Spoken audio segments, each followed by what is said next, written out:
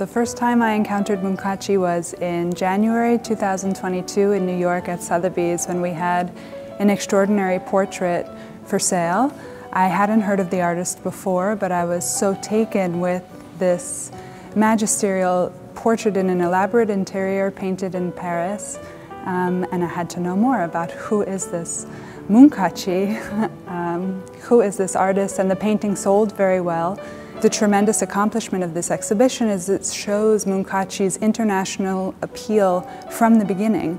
You know, he's a Hungarian artist who's trained mostly not in Hungary, in Germany and then in Paris, but immediately found success on an international stage.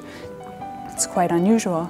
I think the reason it was successful is because it holds universal truths. So whether it's the themes he's painting, biblical scenes or everyday genre scenes, whether it's peasant families or more affluent families in elaborate interiors, you can see yourself in these paintings. And there's something very relatable about that.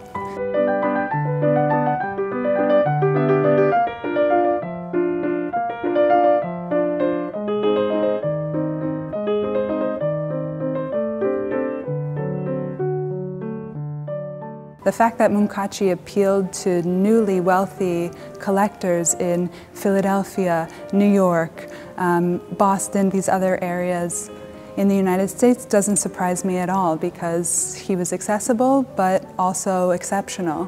The 19th century market in general is quite different today than in Munkácsy's day. Réka was telling me that he sold a painting even before exhibiting it for 10,000 francs. At the time, Monet was selling what are today maybe his most famous artworks for 3,500 francs. So you can see in his own day, Munkácsy was commanding enormous prices.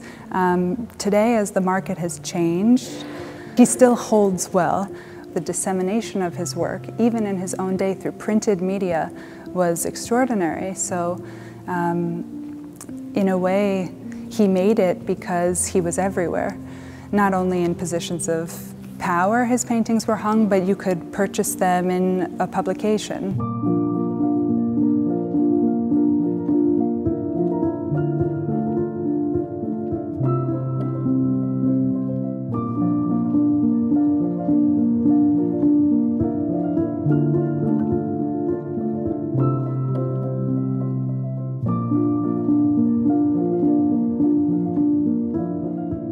It would appeal not only to modern collectors, but also to artists who would recognize the incredible artistry of his work and have great respect for that. Also, nobody can paint on this scale today, not in New York. I mean, the works that are enormous are overwhelming because of how big they are. I don't think I was prepared for the scale, just even of the space or the exhibition itself, because don't forget, this is the first time I'm seeing more than one painting by Munkácsy together. Seeing his work in context, you know, to see a landscape by Munkácsy next to Courbet and to understand the influence that Barbizon school painting and realism had on his work that I'm sure wasn't a one-way street. I mean, he had other artist friends in Paris. It's not just reception, it's exchange, and that really comes to life in the exhibition thanks to various loans, and there's a real context that helps you understand the environment in which he was working and by which he was received, which is important also.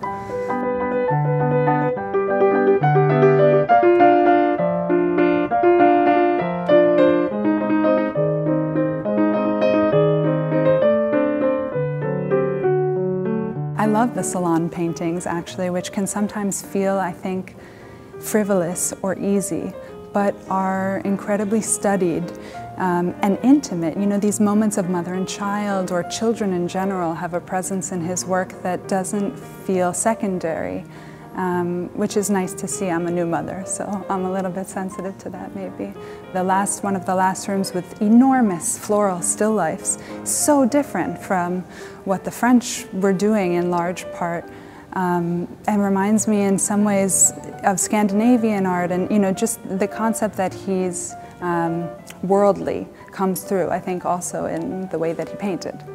To be here, to see Munkácsy here in Budapest, in Hungary, it means something to have a density of his work.